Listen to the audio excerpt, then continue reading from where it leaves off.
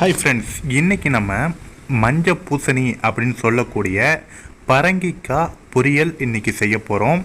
அதற்கு பரங்கிக்காவை நம்ம பொடி பொடியாக முதல்ல கட் பண்ணிக்கலாம். ஃபஸ்ட்டு பரங்கிக்காவை நல்லா சுத்தமாக கழுவிடுங்க. கழுவிட்டு அதுக்கப்புறம் பொடி பொடியாக கட் பண்ணிக்கலாம். இப்போ நம்ம பரங்கிக்காவை நல்லா பொடியாக கட் பண்ணிட்டோம்.